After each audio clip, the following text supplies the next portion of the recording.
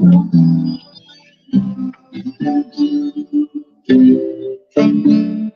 got it.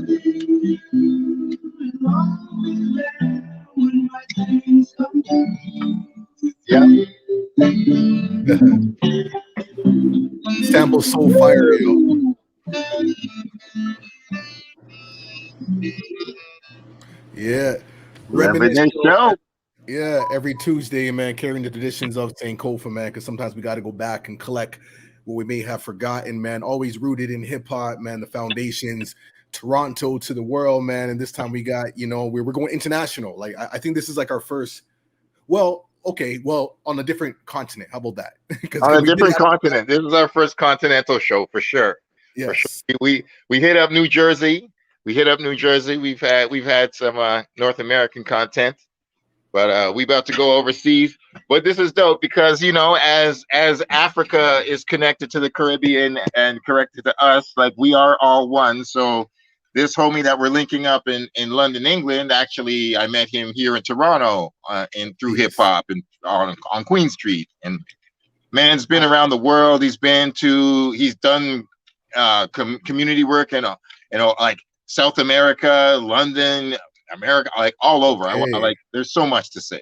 I'm It's so my like, kind of guy, man. I'm trying to hear about the community stuff because you know what, you know me, man. Like I'm all about the community and social activism, like that to me that's so hip hop, so I'm always interested in seeing how things are, on the other side of the pond, what I'm saying, across the pond. And the fact that you mentioned Queen Street, like I love Queen Street, especially back in the late 90s, early 2000s, man. I spent a lot of time selling CDs, and you had your show there at the Gypsy Co-op, man, the Hooch yeah. and all that good stuff. So Queen Street will always have, a special place in my heart. Like it looks very different these days. Like when I'm Oh, walking by where like Reverb used to be in the Big Bop, it's like non-existent. It's like, but those memories that I hold on are just so golden. You know what I mean? So that being said, man, we have Liam in the in the virtual green room. oh my So, goodness. you know what I mean? I guess My brother like, came through. I love him. Love him. Yo, it's so man, happy to have him here. yeah, man. So we're just gonna pull him up, man. Respect for coming through. Salute. Hey, Thank you. Real pleasure to be here. Yo, so happy to have you, Liam Barrington-Bush, the one and only, very, very special man in my life. I know I've met a lot of people through my 25, 30 years in hip hop, but you are a brother in the struggle always. I've always respected your rhymes, your heart, your spirit, and just you as a person, man, like straight up. So, yo. Hey, that means a ton coming from you, man. I mean, you've been definitely, I mean, you saying the reference to In Divine Style back in the day, the Hooch, like that was definitely some of my formative moments, like whether just being in the crowd there or a couple times you got let me get up on stage, like both of those were, all of those times they shaped me, like those are the kind of experiences that, like, the kind of vibe you created in that space that's one of the reference points for me with so many things going forward. It's just like how do you create community like that? How do you bring people together in a way that consistently, like, you get this feeling where, like, there's always a place you can go where there's going to be people around who you'll be on sort of the same page with, Yeah, like, yeah, that's yeah. the Yeah. hard thing to find in the world these days.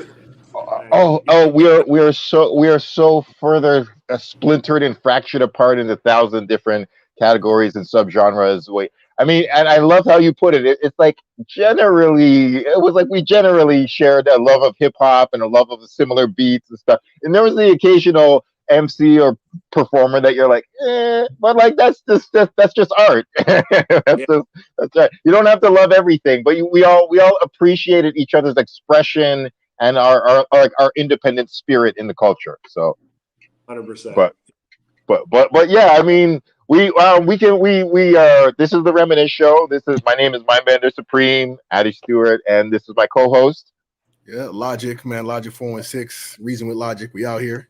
Yes, yeah. So at the beginning of the show, we usually just do a check-in with each other, just talk about each other's just week and just see how you're just doing on a general thing. So maybe we could start with that. Yeah, go ahead, brother.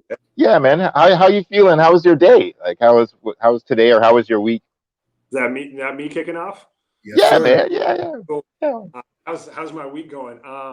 I mean, to be honest, I'm preparing to be a dad pretty soon. So my life is very much like What? Yay! being. We need more good news, man. We need more good news, yo. That's what's up. Holy, yeah, I'm trying. I want to light something, man. But man, like even just getting ready, still a couple months off, but like right now, just sort of a lot of my life is focused on lining the things up to be able to be moving into a new phase of life, you know. Yeah, So, for real. Cheers, cheers, cheers. Yes, yeah, Oh, that's exciting, man. We'll definitely build on that like a little bit later. But yes. yeah, man. So yo, like Benner, man. Like Wait, very, very quickly, because I mean, because it's I love to think in this ill level of time. Like, what trimester is are things mm, in?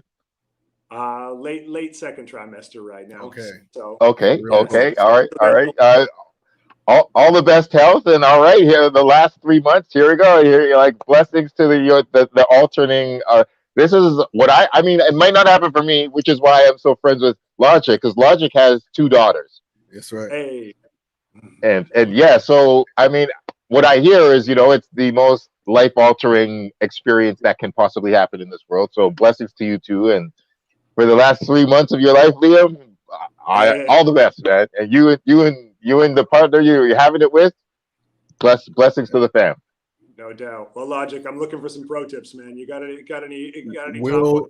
Hey Throw 'em man, in play. we'll definitely get into that in a bit, man, for sure, Yeah, for yeah. sure. Because Yeah. We'll I start love with you, talking. Liam. Yeah, Yeah, we'll start with you, but we love to talk about family, because what I love to do and he loves to do is just talk about how hip hop culture and just modern culture connects to family and individuality and mental health, and just things that people don't really analyze it too deeply on. But it's like, no, that's what it's about here.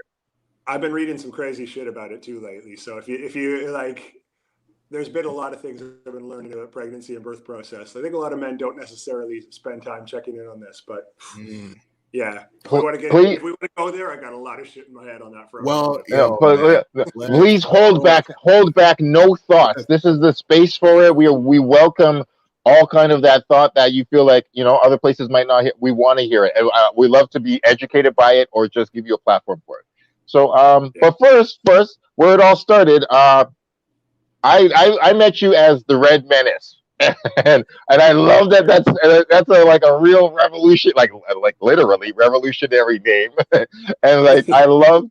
I always your wordplay. I don't mean to exaggerate. Your wordplay and your precision with lyrics is so impeccable, and I've always respected you.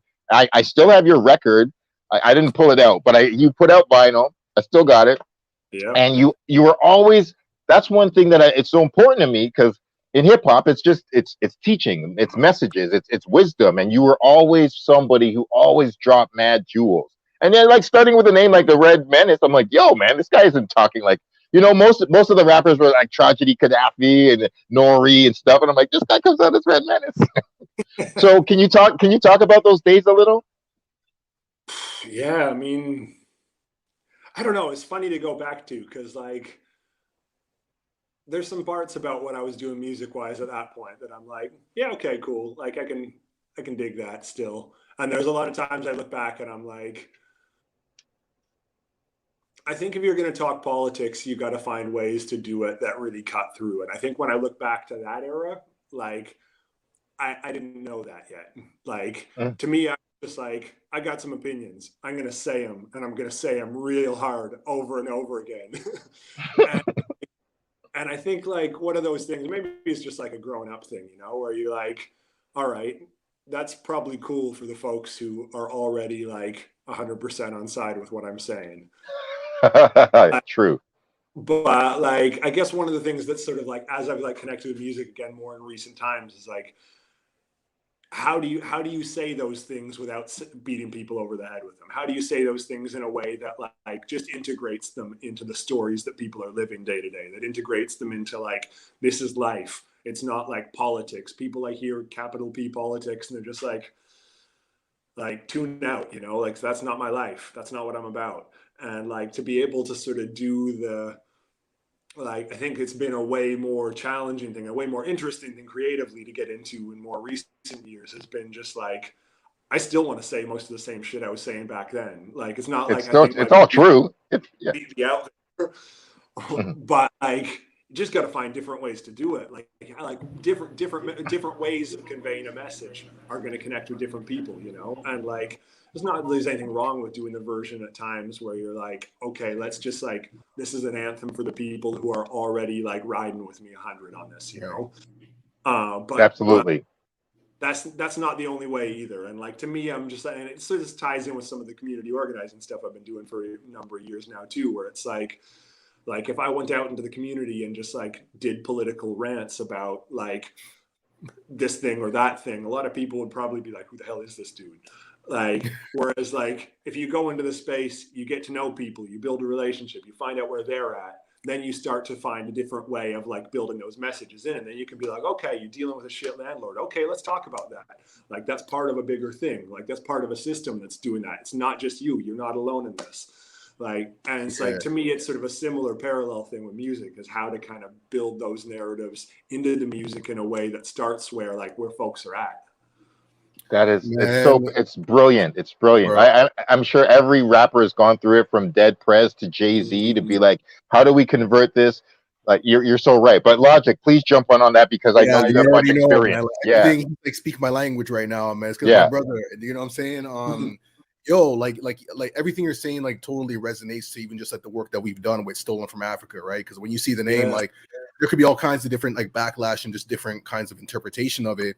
And similar to you, like when we first started, we had very strong ways of delivering our message. And like you said, like the people who are riding with us, that they get it. But then those who don't, like, you know, it gets lost in translation. So you said something really powerful about, you know, meeting people where they're at, you know, which is incredibly important, you know, because if you don't, then that's when you're going to get resistance, and people are going to get tuned out and try to figure out how does this relate to me, you know, like that's not my narrative. But what has helped me is like really focusing on like humanity, you know, and finding ways that we can connect on a human level, so you understand, so things could be understood on that level, and then expanding outward from there, you know. So and I've used that through music. I've used that in schools.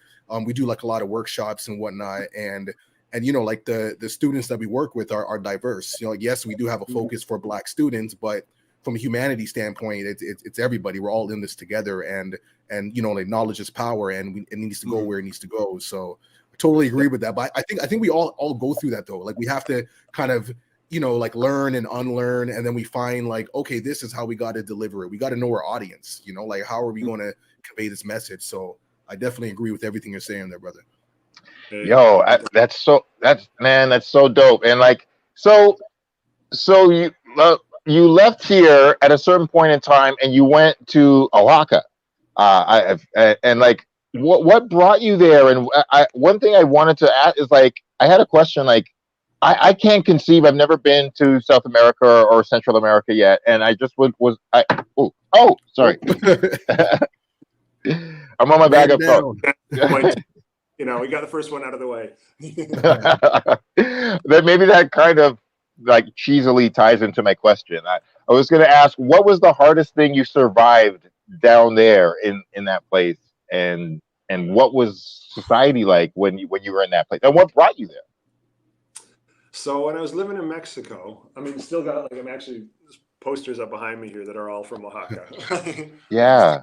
Okay. Oh, yeah. Right. Please drop some jewels. Yeah, drop some jewels about that, please. So if you like. Oaxaca's a wild place. There's a series of just kind of random shit that actually like landed me there in the first place. And I don't think I really had a full sense of what I was kind of getting into at that point. But okay. I think like the deepest thing that I really took from that experience was like, ended up my like partner at the time were like doing some journalism for like actually a BC based publication called the Tai. And we were like basically writing about communities that were fighting back against Canadian mining companies in Oaxaca. And so like these are communities, indigenous communities, different kinds, a lot of different indigenous communities within Oaxaca. And Oaxaca is like predominantly indigenous still. Like the south of Mexico is still like predominantly indigenous in a lot of places. And so you kind of get a bit of perspective there on like communities sometimes of like a few thousand people that have like had a Canadian mining company get a license to come and like mine for gold or silver or something. Oh, And they like they've seen what happens before when this happens, and usually it means people's water supplies get poisoned. It means that like people can't grow the food that they used to grow. Like the communities end up split up into themselves because like some people are getting jobs from the mines and are like really financially invested in them, and other folks are like, we got to fight left for out. our way of Yeah. life. We got to fight for the environment. Like the Divide nature. and conquer. Oh, horrible. Like some of them will fight back, and you get these small communities and they'll win. They can fight back and win, not only against these like international companies, against the federal government of Mexico, the state government of Oaxaca, the police, like the police services, the army sometimes will get involved, and these communities can fight back and they can beat them. Not that it happens every time, but I think like the experience of just going to some of these places, and at this point, like I wasn't doing any kind of organizing. My role was just like, I want to help amplify these stories and make sure like people outside know what's going on here. And this is like what Canadian companies are doing when they travel abroad type thing. It's one of those sort of modern day colonialism type things that's just so real, where it's like 75% of all the world's mining companies are based in Canada. And the only reason for that is because the Canadian government just lets them get away with it. You basically, this has shifted a bit in the last few years, but you can't basically get found guilty of crimes you commit abroad if you're a Canadian listed company. And that's like worse than most countries in the world. Like, so companies from everywhere listed on a stock exchange, and then they go abroad and can basically act with total impunity. They can do what they want. So like so corrupt. Like crazy. And so like these companies will come in and they'll pay people off, they'll bribe local officials, they'll hire some goons to just go out there and like try and take out the like opposition. Like they'll straight up just folks who come out, like who are out there opposing them. And so able to be up close to some of that and seeing what it's like when those communities come together to fight back, and seeing them not only say like, we don't want this mine here, but knowing that the government's not going to do shit for them. Like the state government, federal government, police, none of them are going to do anything for them. They're all in the pockets of the companies. So they basically just say like, okay, if we don't want this mine, we're going to do this. We're going to do this ourselves. And so like, I've been in meetings where you've like hundreds of people from a community, from like children to like grandparents, they come together and they'll like meet for hours and hours talking about this stuff. And eventually, like if they come to the conclusion they don't want the mine, they're going to be out there blockading the roads. They're going to be out there removing the equipment when it shows up. Like they'll just go out there and be like, you can bring your drills in here. We're taking them out again. And we're putting them on the other side of a barricade. You're not coming back. And like, that's how they do things, you know? And like, I think it's just so being real. Close, being able to absorb a little bit of that energy, just get a little bit of an understanding of like, this is what it means for a community to have like autonomy, self-determination, to be able to be like, we are going to choose our future. We're going to live the lives we want to live.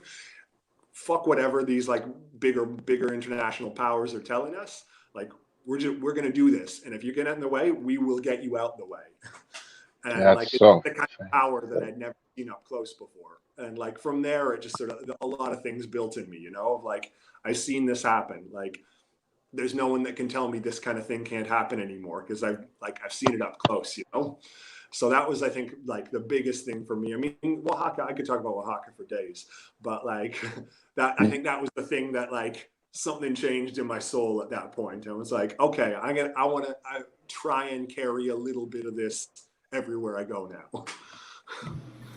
Yo, thank you for sharing. Wow. Oh my God, thank you for sharing those details for real. Because it doesn't really feel like that in North America here. It feels like inevitable. And logic, we were just talking about that, how Toronto is losing its identity and the beautiful things that made Toronto feel like it was Toronto. It's just, they're just slipping away because there's no real fight for the history or the architecture or the culture or the community things that we used to have 10 and 20 years ago. We were just talking about that. And just, and so just if people were to just literally fight for it, to be like, no, we don't want this. We don't want a building to come and take out the reverb. We don't want a building to come remove this other cultural artifact that's been here for 25 years that means so much to the entire community. Like, Yeah. if we had those fights, we need them. Like, thank you for I sharing mean, that. that's literally why we even started this podcast, like to really Yeah. capture these stories and interview the people that were there, because we don't want it to be lost. We want to preserve like the history and culture. And yeah, like I said, like I'm not sure when was the last time you were in Toronto, Liam, but like, like it's Just a well few weeks. different now. There, sorry. Just back a few weeks ago, actually, first time in over 2 years since pandemic. Oh, okay. Like, so I'm curious, like what so now, you've been away for like 2 years or however long, like, and then coming back, what was like your like perception of the city now? Like, I mean, it's all like, I'm a Parkdale guy, right? So like that's the ends. That's where I grew up. That's that like, and I mean, it's hard. Like when I was living back home again a few years ago, like I was doing organizing around Parkdale, like, and it's hard. Like there's a part of me that's just like I do each time I've been home. I first left Toronto in like 2006, and like I've come and gone a little bit since then. But like coming back to Parkdale can be like it's always like home. There's part of me that just like hits that bit of Queen Street. Like, all right, in the zone. I'm in my element here. Yeah. But it's painful, man. Like it's just like you see the amount of shit that's been fixtures, not just in my own life, but in terms of like a whole community there. Yeah. And like, that have just been gutted, and you see the kinds of things that are replacing them. And like, it's like, I mean, when I was home organizing back home a few years ago, like one of the things we were organizing against was like these big fuck off condos at King and Dufferin. And and it was one of these crazy dynamics. They're building like 800 units of like luxury luxury condos, not going to be shit folks in the hood can afford, and like they're building it on top of a McDonald's, and people like some people will be like, whatever, it's McDonald's, like there's 1,000 McDonald's, whatever. But like if you know that area, that McDonald's is the closest thing there is to a community center there. Come on. Yes. Like yes. Hours through the winter, you could get a cup of tea and you could just chill there. Like facts. Oh, facts. You're right. I never thought I'd be like, like shedding tears over McDonald's, but that was like, like that was a fixture. No, it's true. It's true. And so just seeing those kinds of changes, like, I mean, that shit's going ahead now. I did all the things that I could and was taking part in a whole bunch of different levels of organizing, from protests to direct actions to like going down to City Hall when they were when they were approving that shit. We managed to shut down council. People don't do that very much in Toronto. We shut down a whole council meeting where they were trying to approve it. And like those sorts of moments where you're like, yeah, I guess it was just trying to bring a little bit of that Oaxaca energy into the space there, and just build that sense of like, we don't need to take this line down. Like if we want to stop something, we can stop something. And that sense of like, shift that sense of powerlessness, That's amazing, man. Like I also respect that you're a journalist, and I don't know how much we can get into it, because I do want to also talk about your book, but I wanted to note that your article, when you talked about the article that you wrote, I think for Now, I'm not sure, but you wrote an article where you were talking about the McDonald's, and yeah, I don't know if you saw that it's actually gone now. Have you seen? Yeah, I did. Yeah. You did see it? Yeah. And it feels like to me, it's the second worst, like, crater that has ever been made in Toronto. Like when they removed Honest Ed's, it was like going down Bloor Street, like Toronto missing its two front teeth. And now you go through Parkdale, and it's just this hole, this suction hole of culture and history, whatever. And you just feel like they're not gonna replace this with something valuable. It's gonna be soulless and capitalistic, and we've lost a part of time now that a simple McDonald's on the corner of Dufferin and Bloor, King is gone. It's so sad.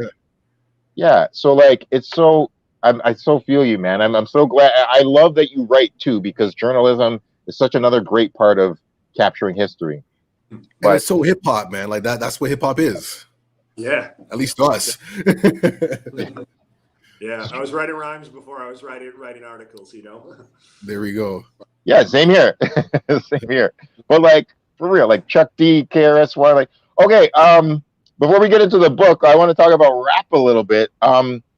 So that now that you're over, and what part of England are you in? In London? Like, what exactly? Oh, so I'm in Bristol these days. So I'm out in Bristol. west part of England. Bristol's a spot, man. Like, obviously, like London gets a lot of attention, but yeah, you get to Bristol, and there's some other vibes going on here. Like, I mean, Like mostly what? famous for like home of Banksy. So like that's the kind of like international reference point. But Yeah, I was gonna ask you top three Bristol MCs or like cats that you heard over there. Like what? Like I mean, to be or honest, like two, like I one or two. plugged in with like specific Bristol music, like Bristol music's like there's a lot of things going on here, but like I moved here during the pandemic, and to be honest, like if I tried to claim I was like plugged into what's going on with the Bristol like hip hop scene, I'd just be like talking shit. Okay, yeah, no, of course, of course. There's nowhere to go. But like, I mean, there's if you, from music side of things, I could like before I left London, I was running a night there actually in Tottenham, and like Tottenham, I mean. Tottenham's got a lot besides a soccer club that happens there. Tottenham is like one of the core places, like for like grime, road rap, drill kind of sounds in the UK. Like it's one of the places that's been the center of a lot of different eras of like social unrest, like uprisings. Like it's one of the areas that like there's been the most active conflict between like police and black communities primarily.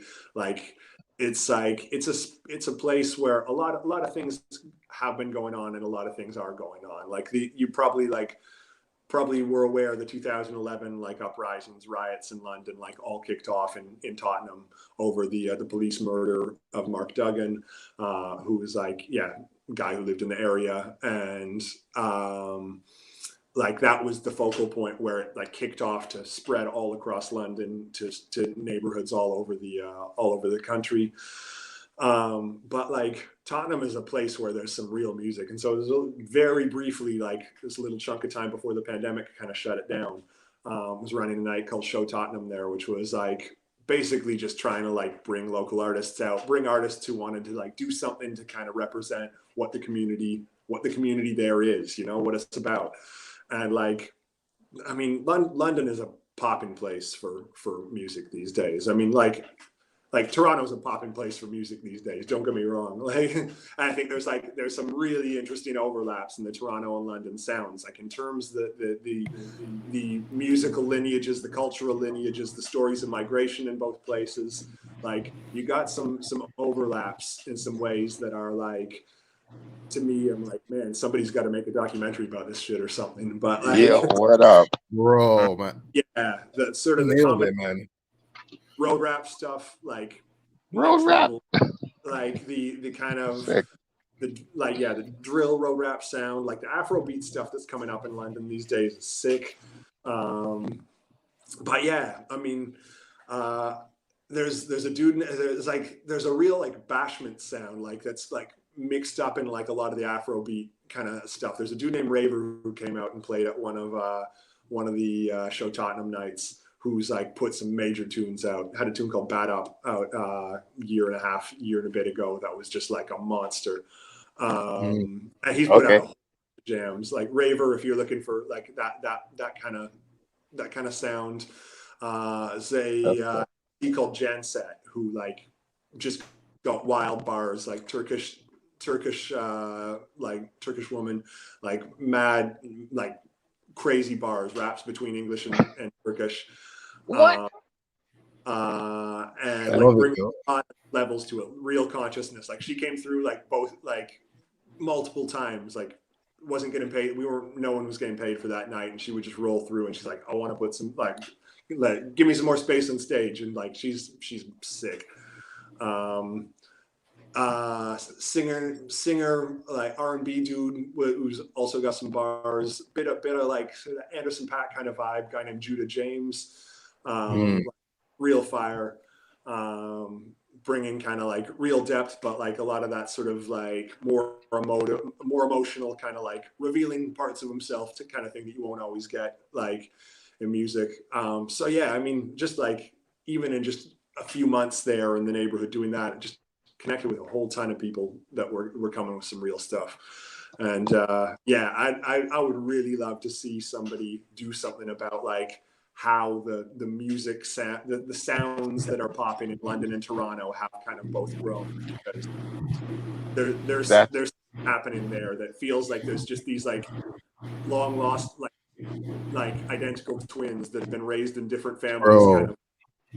You named it. That's That's exactly what it is, man. Like, and I just appreciate like the social commentary, like in your awareness for that, because a lot of people like don't really like pay attention to that and make those distinctive connections. But you're absolutely right. Like my family's from Jamaica, and there was like 3 potential destinations, which was like Toronto, New York, and then the UK.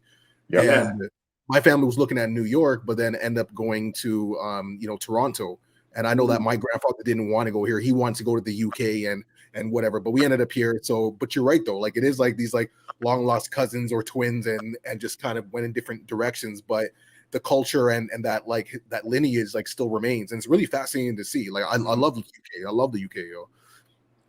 I was wondering if you could like, I love where you're breaking shit down, because I don't exactly know like the differences too much as far as, so there's London, like what is London to Bristol to Tottenham, with like Toronto to maybe Hamilton or Ottawa, or like, so like what is Bristol to London as far as like a Toronto? Is there a parallel, or is it more like, or is it like Bristol, London, like Montreal, Toronto? So you got to keep in mind, like the whole of the UK could like fit into like Southern Ontario, like a little bit of tip of Southern Ontario. Like it's tiny, like 60 million people that live in that space. Okay. So all the cities kind of, Bristol's like 2 hours from London. But like 2 hours on the train now, like, but like it's a whole different world. Like, you think you're kind of like, there's a whole like, this isn't like a London commuter town kind of thing. Like Bristol's its own thing. So like you, yeah, there's just like, there's real different vibes that like Bristol's history, like Bristol was like one of the main slave trading ports back in colonial times. And so that's where like traditionally Bristol, like you might've seen the headlines last year around it when like during one of the BLM protests, Bristol pulled down the statue of a slave trader. And it kind of was the thing that kicked off the whole movement of like, let's pull down old racist statues. And like that thing kind of kicked off here. It was the week after we moved to Bristol, actually. And like went out, see that like the ropes go up and this dude get pulled down, and it was just like, all right, cool, I think we're in the right place. Yeah, good timing. Yeah, great timing. But like, so that's modern day Bristol, but like historically it's been a city that's been like really racially segregated. Like there's been a Caribbean, like a Jamaican Caribbean kind of community here that goes back to that time. But like a lot of segregation for a long time, but like some really interesting like overlaps culture wise that have happened. Like St. Paul's like the main kind of like the main Jamaican neighborhood in Bristol. Like St. Paul's. Yeah, in the 80s, like it became like a police no-go zone. Like the cops couldn't go to St. Paul's because like, the first city in the UK that chased the police out and just basically like it was 81, I think, like where there was an uprising here. And after that, the police just wouldn't come in within certain boundaries again because they knew they were going to get whooped. That's kind of, it stayed strong in the community. I mean, nowadays St. Paul's is fighting the same kinds of things we were talking about in Toronto and so many places. Like gentrification of St. Paul's is a real thing. Like it's pretty central Bristol. Like people are like, property prices are going up, different folks are moving in. Like there's a lot of different things that are going on and shifting it. But like you get these like little pockets of it still where you're like, something interesting has happened here. Like where like it's a working class neighborhood. It's always been working class. It's predominantly like Caribbean, but like there's always been some like white working class overlap in that area as well. Like there's this pub. So this is the place that I play ball. Is like this court outside of a pub called the Star and Garter. And Star and Garter is like a bit of a like fixture in that community. It's been like a community space going way back. But it was like a spot that back in like the 70s, like the reggae and punk scenes kind of came together a bit there. And like there's obviously, you got things like the Clash, like that, like kind of where you hear some of that kind of those musical influences coming together, but that wasn't happening in a lot of places. Like this was a racist fucking place, still is. What?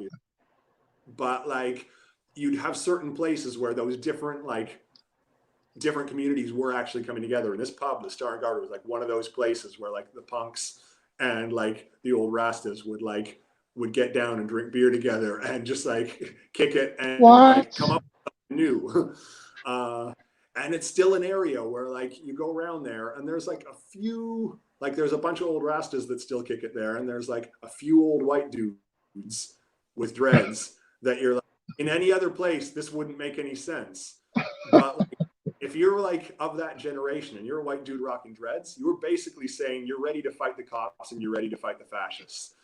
And so like, it wasn't just some kind of like cultural appropriative kind of like white dudes with no connection to anything. Like they were down in that situation. Yeah, I believe you. Believe you. Like the style, like that was saying like, okay, we're ready to go to war. Let's do this.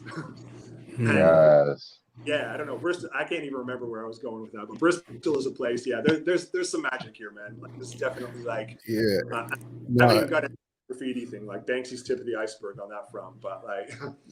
Yo, no, honestly, you're dropping like bare gems right now, and I really appreciate just like that commentary of like, you know, people who were just, you know, making that distinction of like, you know, like picking a side, and it's like, yo, I'm on the side with the people, and that goes back to that humanity piece, and that type of representation is like so important and crucial, and it's true, like, you know, like for people on the outside looking in, they may not get it though, but you know, it's one of those things like you had to be there to really get it, and you know, it's really cool that you're able to like articulate that and bring that historical context.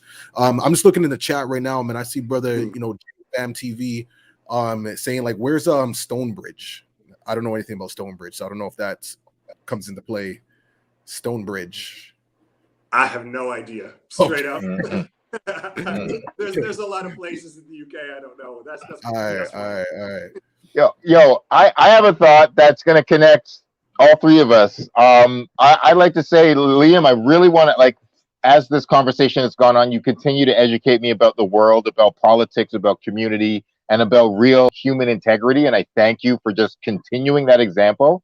And like, I went out, Liam taught me how to actually go and dumpster dive to get food for survival, and how to actually turn community resources into like unused resources into personal items and stuff. Like, you continue to teach me mad jewels and stuff that I'm going to pass on to other people that have wisdom. But just to connect you two, because I'm not going to forget, are you going to have your child in Bristol? And if you have yours, if your kid's going to be born there, like, you want to talk about childhood together, both of y'all? Yeah, well, no, go ahead, brother. Like, so what's yeah. I mean, I'll say something really brief. I've been talking a lot, but like, I mean, I'm new to this thing, you know. Like, I really like to get your perspective on it. I'm going around to all the dads right now, being like, so how's this thing work then? Like, yeah. But I mean, real quick, like, the kid will be here in Bristol. Like, I'm in a polyamorous relationship. My partner has another partner as well. Like, we are like.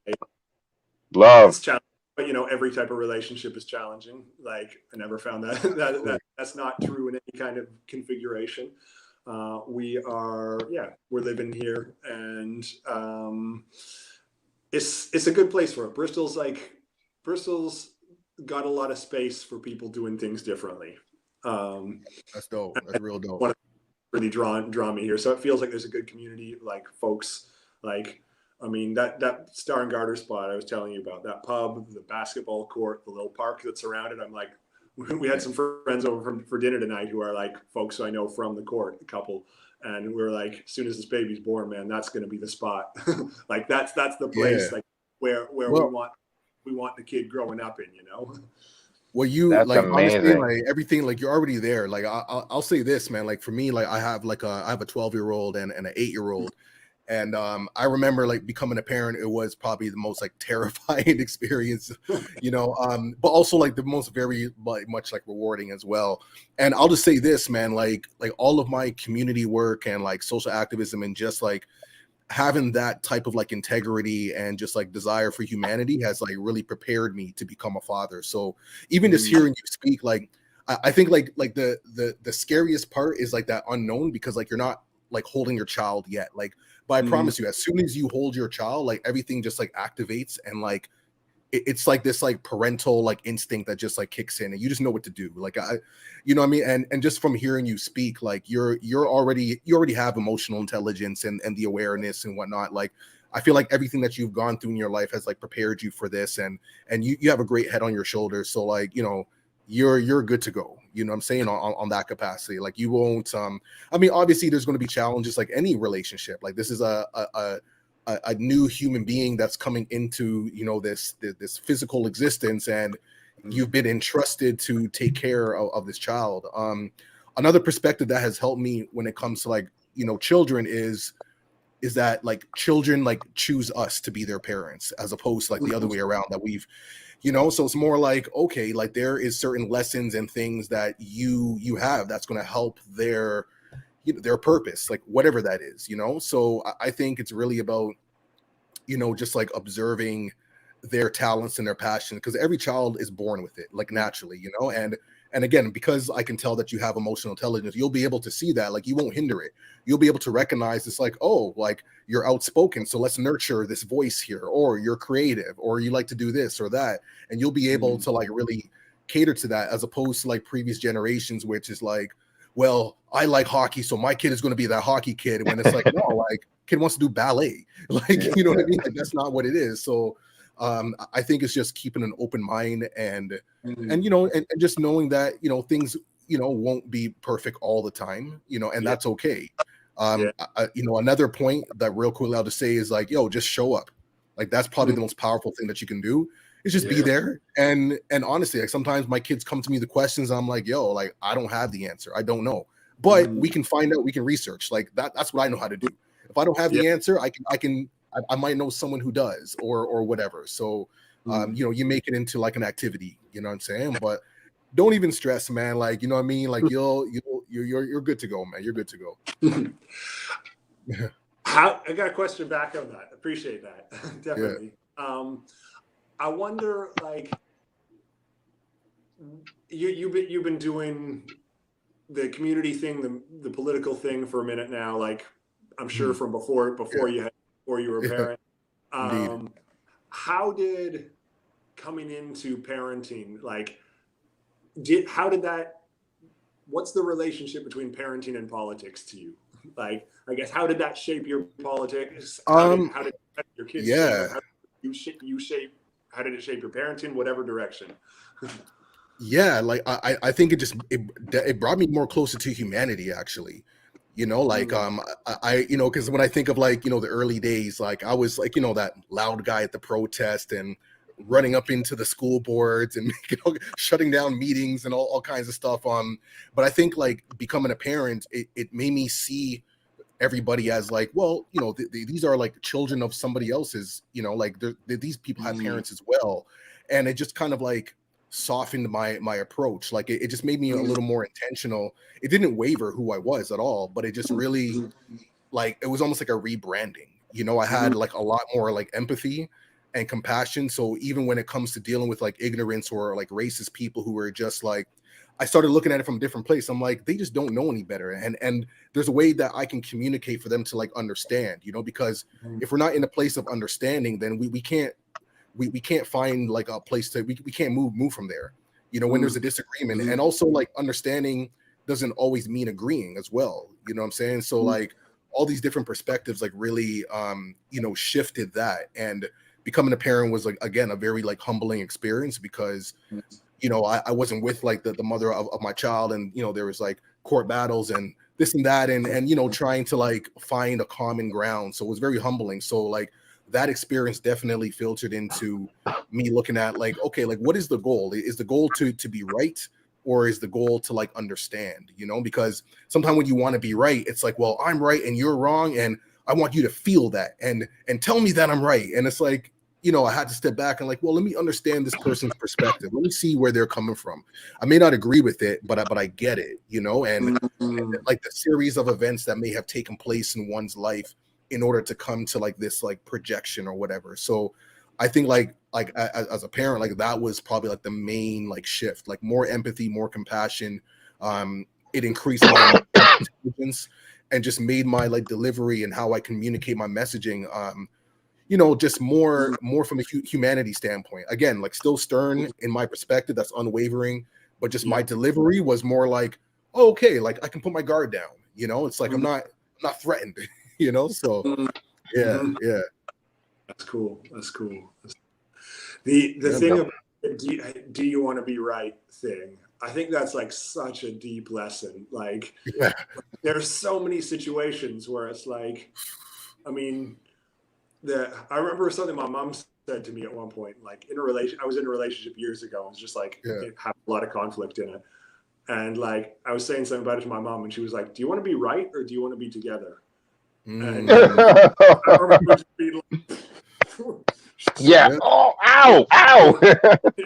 Yeah. Like, I think that applies to so many things. I mean, I think there's situations that are more black and white in our lives at different times, but like so many times when it comes down to like, there's someone you're looking in the eye, like just proving that you're right, like might not give you the thing that you think you're looking for, you know? Here we go. Here we go. Yo, man. Well, yo, man. Thank you, guys. That was so wonderful. I mean, we're not done yet. I have this a transition because Liam, you in the way that parallels to me. I mean, not perfectly, but in the creative way, you are already a father because you have given birth to a book, and your book was Anarchist in the Boardroom, and it was really a wonderful thing. I moved my house around, so I didn't like my bookshelves are all disorganized. Unfortunately, I didn't get to pull it out. But I have my like I can just test it. Oh yeah. Like literally, this guy is the library. I literally have books up to a waist level. They're at my hips, so yeah, I'm organizing it. But I have your book. I'm so happy I have it, and I just wanted to talk about I mean the creative process and how did you feel about when your book impacted the world? Do you want to do another one? I just want you to talk about it a bit because the idea is really valuable and it parallels to what we're discussing here. Appreciate that. I mean, the book is now, I guess, 7 or 8 years old, and like, just for context for everyone else in here, this is like be more like people. Like least directly connected to a lot of my hip hop life is essentially writing a book about how do we manage community organizations, nonprofit organizations in a way that like is a bit more aligned with like trying to be decent human beings. And like coming out of experience kind of like nonprofits where I was just like, man, everybody here's a fucking asshole. Like, how did this happen? Like, you don't get into this kind of work because like you want to treat people like shit, but it seems like that's just like the norm now. That's what everybody here is doing. And like, it's essentially like, it's kind of trying to introduce what would some basic principles of of anarchism mean if we started trying to introduce them into some of the more formal organizations that have been set up in theory for some good reasons, but have ended up becoming really disconnected from those causes, from the people involved, from the people that they were set up to support or were set up by. And like looking at like, what does a more directly democratic collective process look like for how we run our groups? And like, I think I've sort of steered away from that in a lot of ways over the years, just because like I ran out of patience with most of those organizations. Oh, wow. Some of them, like I'll still do pieces of work with some of them here and there if I like get the sense that like they're really really committed to trying to do something differently, and they're not just replicating. Like, the thing to me, like with most the ways most institutions are organized is like they are perpetuating all the systems of power we have. Like, they are designed, they are white supremacist, patriarchal. Like, they're where rich white men get how power gets held in those spaces, you know?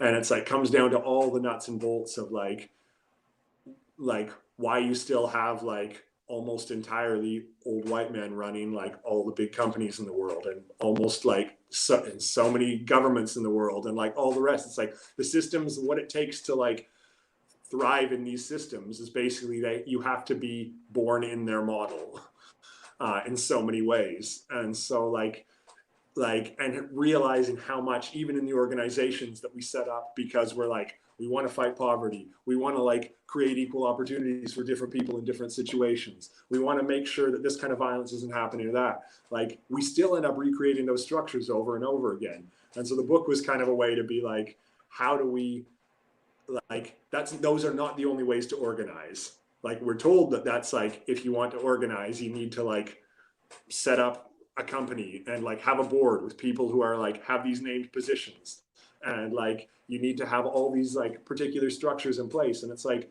no, those are the structures that will create more of what we've got.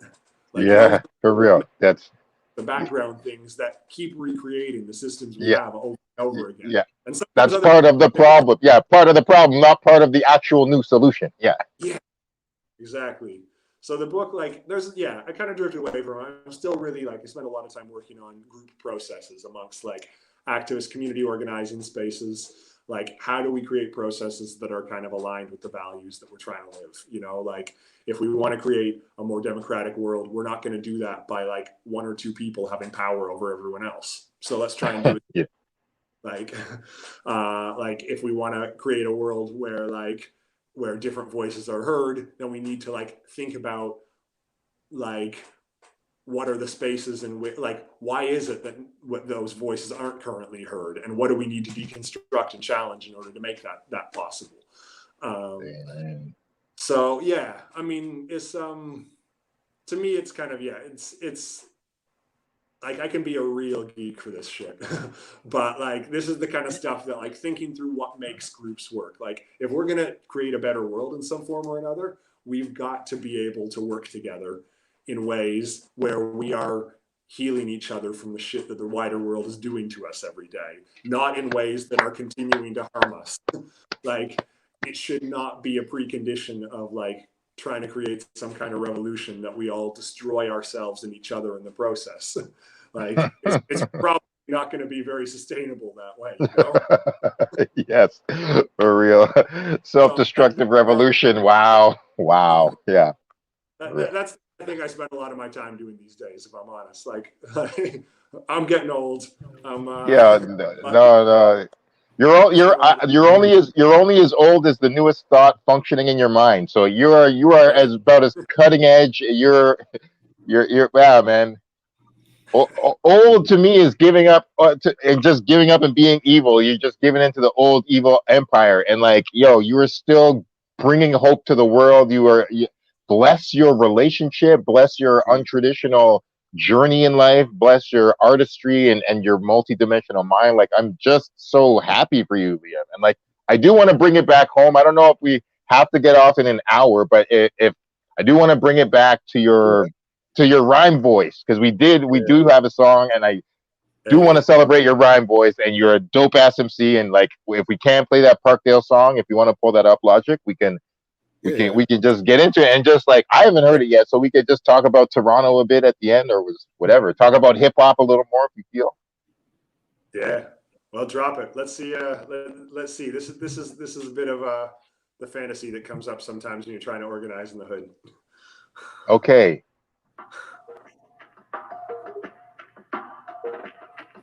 That is Junior T, by the way, on the beat. Oh yeah.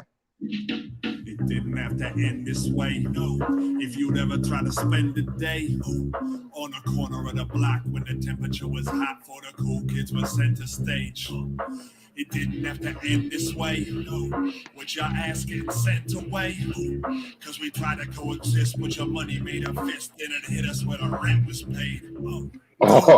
Our door was always open to visits. You never seemed to show any interest until we on trend. Then you rolled up in the crib with the wrong friends. Hospitality has its limits. Remember when you'd see us eat high and run past, and you rocked up with a bottle and down with one glass.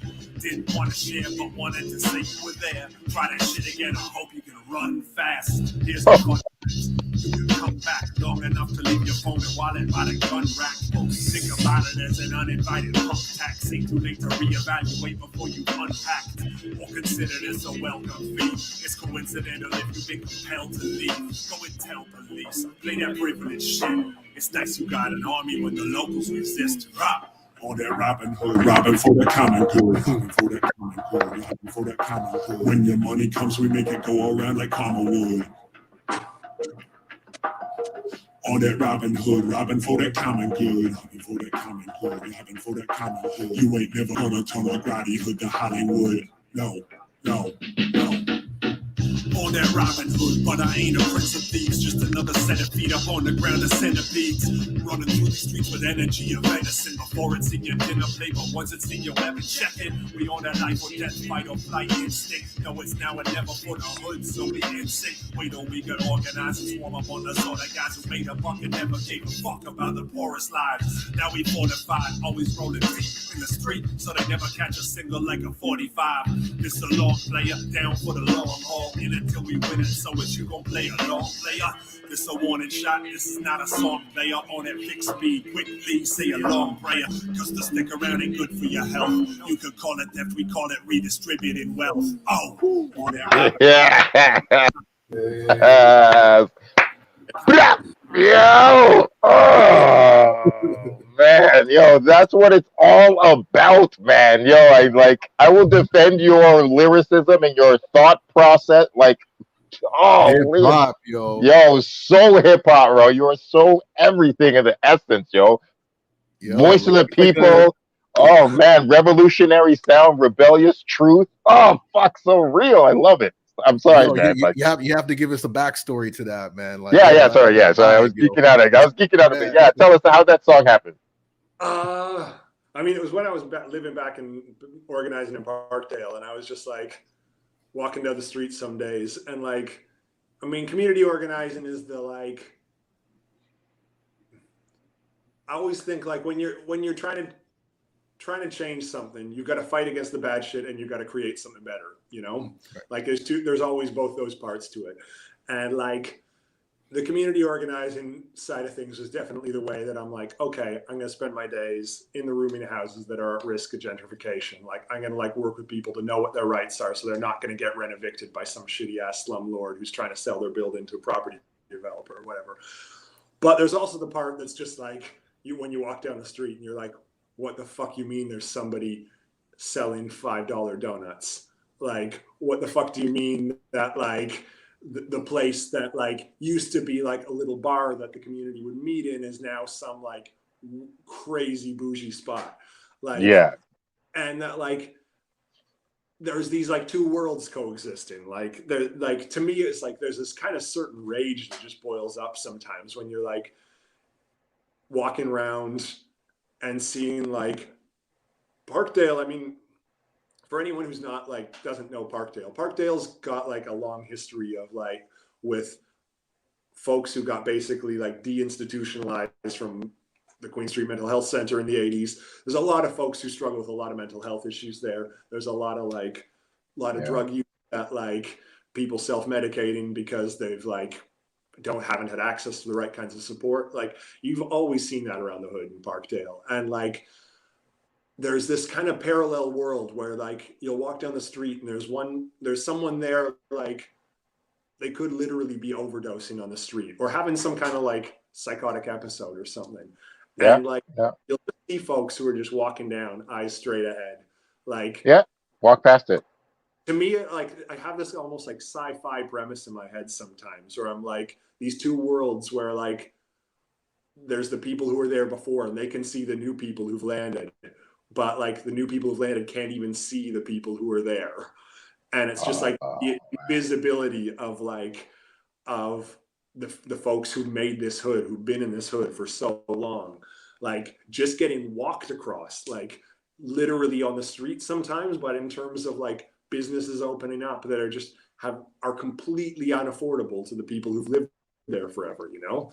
And just like a lot of thought goes into starting a business up. If you're starting a business, and I don't want to like put this all on the hipsters, you know, like, I mean, that's like a part of it, but like, there's just that, like, that sense of like, you're going to put that much work into starting a business in a place, like get to know the place, like just straight up, like, don't be an asshole and just show up and be like, I'm doing my thing here. I don't really care what was here before. It doesn't matter to me. And like, to me, like that song is the rage of like you're going to show up in the hood and like act in these ways that do have these big collective impacts. Like in the sense that like you move into one of those condos at King and Dufferin and like all the property prices are going to go up around there. All the rents are going to go up around there. The kinds of businesses that can sell to you, like if they're going to start catering to a higher income bracket. Like all the businesses that have been there, the places that have like been the little hood shops, the mom and pop spots, whatever, that have been there for ages, they're not going to be able, like, they're not going to be selling stuff that the folks in those spaces want. And like, there's just this whole series of escalations that one by one, they're just like, people can't live where their home is, where their community is anymore. And to me, it's like that is such a form of violence, and it's a day-to-day form of violence that like every level of the system is perpetuating. Like it's how like Toronto allocates like public housing. It's how they like the Canadian Housing Corporation like pushes certain kinds of development over others. Like it's down to like what kinds of businesses are deemed to be like good for the economy.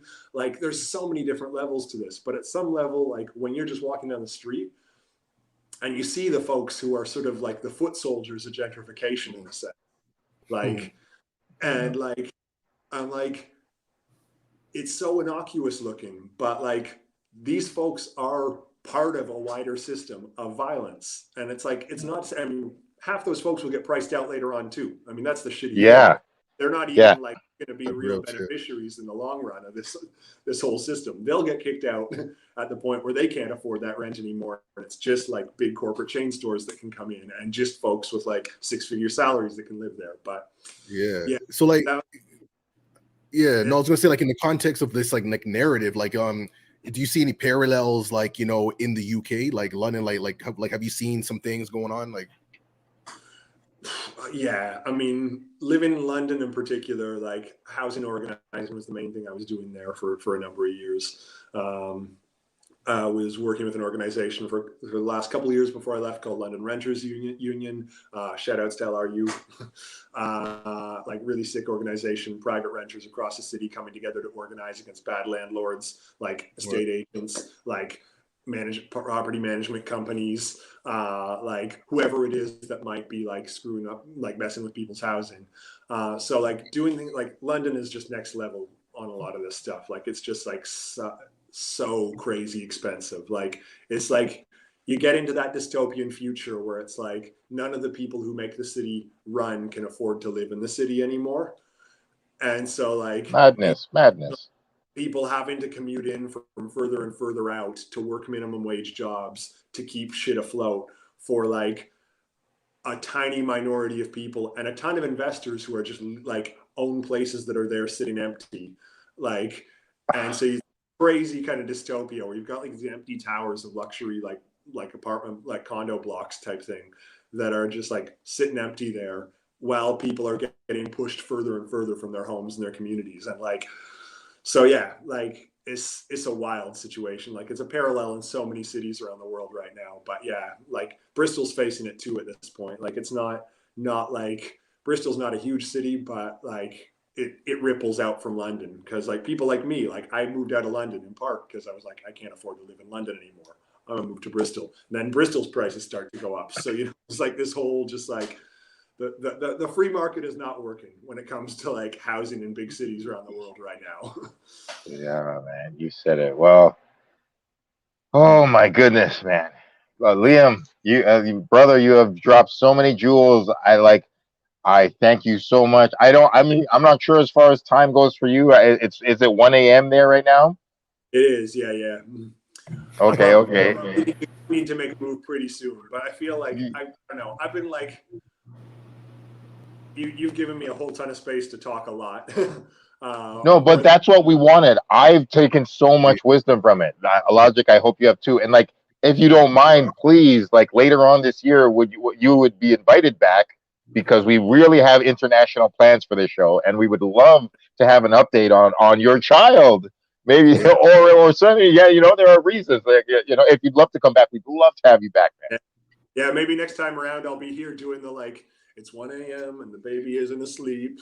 But yeah, yo, that's a realist. Like, like honestly, that's another thing that I learned too with like doing a lot of community work. Like, I just incorporated like my kids in it. So there's times where there's no like babysitter or whatever. So like, yo, they're coming to the protest with me, and sometimes I bring them into like workshops, and like I'm like doing workshop with like teenagers, and they're just like, oh, your kid's here, and yo, people are cool. Like like it's a real community vibe, and it just like humanizes the experience to be like, hey, look, man, like this is what real life looks like, like this is what it is, so it's beautiful, man. It's beautiful. That's something I want to ask you about, because that's something I've been real worried about, if I'm honest. Like, it's just like, I think sometimes activist and organizing spaces can be so fast paced that there's just like, they can be like, make it hard to kind of bring, like, once you have kids and you're just like, man, I haven't slept at all, and like I just am trying to hold some basic shit together, and everyone's just going go. Well, how do you navigate some of that? Because I'm sure that's not any different in Toronto. No, for sure. Like, one thing that I learned through parenting, and I never understood, I heard this before parenting, but it really made sense during parenting, which is structure creates freedom. And I never understood, like, as an artist, like, how it is, man, like, can't hold me back. Like, I'm, if I want to do this today, then I do this today. If I want to do it next week, I do it next week, but like structure, man. And, I had to like, I learned to like really like pick and choose my battles, and to know that, I can't be everywhere all the time like I once was. Like, when man's like called me up and it's like, hey, let's go to this party on like a Tuesday night. It's like, can't really do that right now. And it is what it is though. But so there is like going to be some like some shifts and whatnot, but for the most part, like like just seeing my kids being raised in these environments, and I can see like that influence, because when they start they see the passion and speaking up for your rights and the activism, they start asking questions about it, and then that gives them the curiosity, really like curious about it, and then I start seeing like my daughter's like asking me even more questions, so when there was like the Black Lives Matter stuff that was happening, or other protests, and like right now we're watching right now we're watching Black Lightning, so like even after this we're going to watch a couple episodes, and there's a lot of great social commentary in that, so, and it's familiar for them, like they see like the way how like the lead character is like invested in the community, and they're like, oh, this is like dad, and so we have a lot of conversations, but like obviously like you're gonna be discerning and being mindful of like where what environment's appropriate for your kid, because like I know like when we had like some of the Black Lives Matter stuff that was happening at like the police headquarters, and it was kind of wild, that might not be the environment, what I'm saying, for like a small child or whatever, but like I think like you will have a good head on your shoulders and know what makes sense and whatnot. But yeah, like it's just it's just an extension of who you are, like what I mean, like fatherhood is just another like branch of like your identity, what I mean, and it's interesting how it all like connects, it's really interesting how it does. Word. Did you find like, were there any like groups or people you knew from those spaces that like you found your relationships like shifting in better or worse or different ways, kind of thing? Like, I guess I'm curious to see how it's going to land for myself, but like, I guess just somebody who's transitioned from being like, I'm in these spaces and I'm in these spaces, and I'm a parent now, and that's a big part of my life. For sure. Like when I like, my friends range are like all over the map. I mean, there's some friends that like, it's not appropriate for my children to be around them at all. You know what I mean? Like you just kind of know, like, and it becomes very clear. And that's what I mean by like the structure, how it like creates freedom. And you start just like recognizing things or paying attention to things that you normally wouldn't have. because now you have a small child, and it's like, well, oh, I want to go check this brethren, but it's like, oh, like that household environment's not really the vibe, and you don't want to like police people and tell them how to like, you know, switch up or whatever. But then there's also like friends who recognize that it's like, oh, yo, Logic's coming with this kid. Yay, man, we can put away the blunts for now, and we can do whatever, and make it a little fun thing. Hey, I got paints. We can do some arts and craft. I'm an artist. So like you start seeing friends like shifting and accommodating that, which I think is really, really beautiful, actually. You know, because like children bring out different elements in people. Some people just don't gel with kids, and that's fine too. So like you really start seeing difference, and then again, it's about prioritizing and whatnot. So it's pretty cool, man. It's pretty cool. Yeah, I mean, I'm really looking forward to seeing some of that. Like, I think you're so right that like kids do bring out like different sides of folks, you know, and like it's one of the reasons why I feel like multi-generational organizing spaces are so important. Oh, that like extended family. Yeah, all of that. It's extended family. Like my kids. Sorry, go on. No, like my kids know that they're part of a community, and I see the level of self-esteem, because like, you know, I walk down Toronto, and like it, like, you know, I always am going to like, you know, come across somebody I know, and my kids are like, yo, you got so many friends, and it's like, yeah, because you know, I'm really out here, you know. So, but I just noticed like the self-esteem and just like the way how they communicate and interact with my friends, and yo, it's a beautiful vibe, yo. It really is, you know. So. Yeah. Yeah. Well, I mean, I'm sure I definitely like to pick your brain more sometime, because like anytime, man. Yo. I mean, as we, you know, this, you know, saving the world, quote unquote, or helping community, or just, you know, each one teach one is a journey, not a sprint. And Liam, I will continue to be. You know, I still got to finish my book, because if I don't have a child, I have to give birth to albums and books. So, you know, I got to be asking y'all about that. And like, you know, like I have no problem being Uncle Mindbender to anybody's kids out here, because I'm good with Logic's kids, yo. Like that, I like kids, yo. Like I might not be a father, but like I'm happy. I don't feel like I've ever seen you around kids, Addy, but like I just know, like you. I mean, you're just like of like almost nobody I know in the world. I'm like, honestly, you're right. I didn't even know you did. I mean, obviously, you don't know everything about me, but yeah, I had a writing program with kids in Parkdale for like 3 years at the Parkdale Library. There we go. So like, I was doing like teaching journalism and writing for like mad years, and I went to a community center up on Bloor, and like, like I was working with kids. But you're absolutely right. I loved it. I was like, was that literacy through hip hop? Yeah, it wasn't exactly literacy through hip hop, but it was like a parallel program. And what we did is I did a program with Lal. Lal and I ended up doing a program together at the second community center, but then we lost our funding, of course. But man, we were doing that. I love teaching kids, man. It was one of the most fulfilling things I've ever done. But yeah, y'all, like, this is a journey. We all family, hip hop, community, whatever, just being good human beings, and like so happy, really happy to have you on here, Liam. I cannot thank you enough. Thank you like a million times for everything. It's been an absolute pleasure, you know. Like this is, I mean, it's just an honor to have like to be invited on, to have some space to chop it up. I think like a lot of these themes, to be able to make the links between some of these different themes that I work on and like the hip hop side of things is like one of those things that I think is just there are not a lot of outlets where I have to kind of just like really chop it up around some of those interconnections. So like to have some space, like really draw those things together. I'm like, this is it, you know, this is my vibe.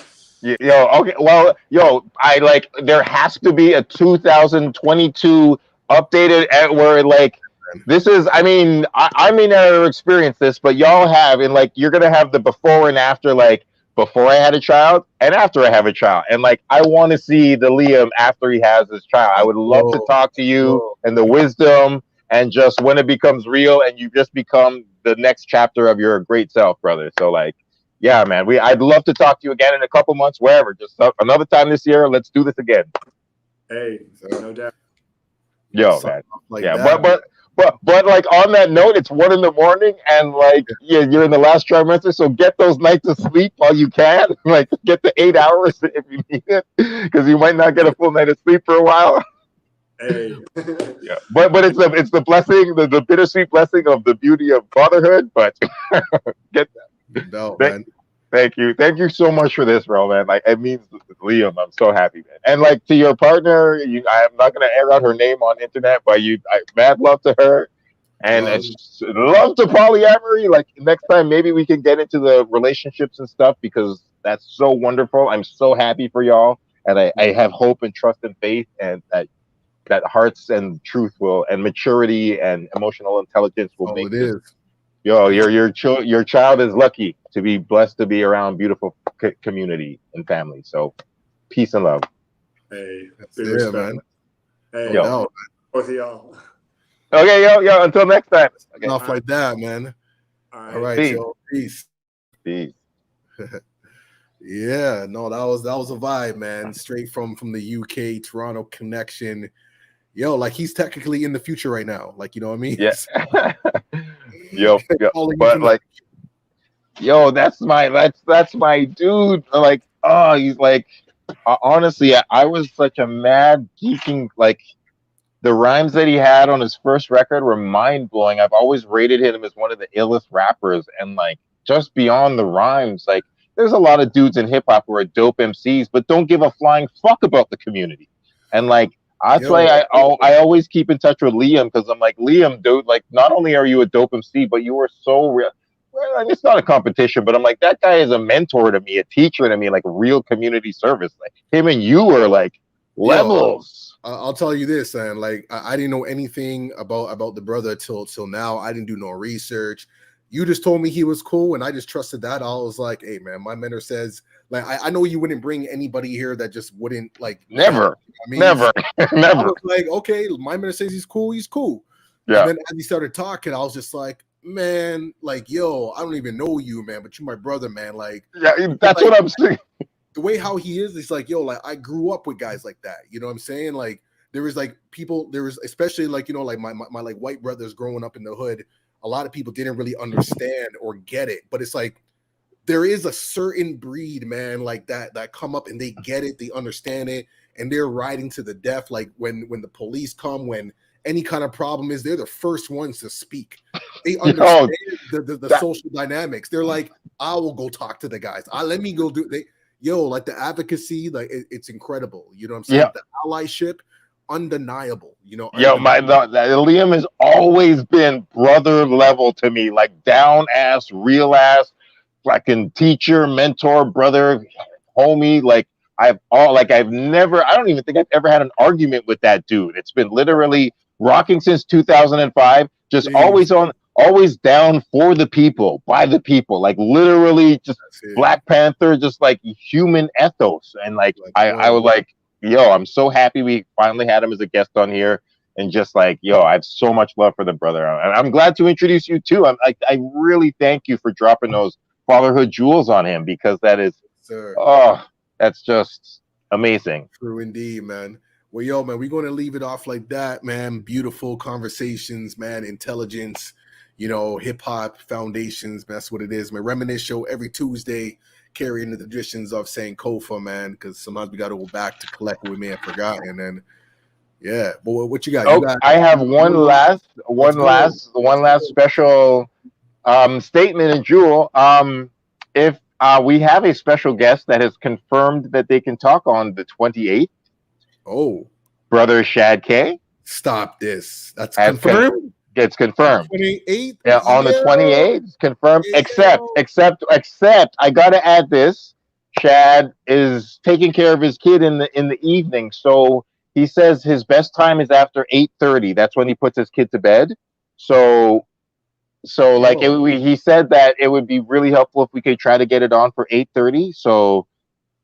We just got to try to navigate that. If you want to do it like that, it could we can do whatever. We can do pre-record. Like, hey man, we'll accommodate. We'll make it happen. Yeah, exactly. Yo, The hip hop Exactly. dads, man. This is super peace, man. And Exactly. I So, interviewed Chad back in the day too as well. I know you have connection with him, so I'm excited, man. Like that's going to be big. I know we're going to get into like the hip hop evolution. That's pure Reminisce show vibes, man. So get your questions ready. Send them to Logic. Send them to Mindbender Supreme at Gmail. Yo, just hit us up online. Hit us up on, from now, man. I'm gonna start promoting. yeah. I'm gonna get No doubt. Shad's in. So yeah, I want to put the word out there. It's a wonderful, just because he's doing daddy business too, like y'all. So, but yo, right, man. So yeah, we're gonna talk soon, and it's been a great show. Thank you for this, yo. This has been great. And we out like that, man. Peace, yo. Peace.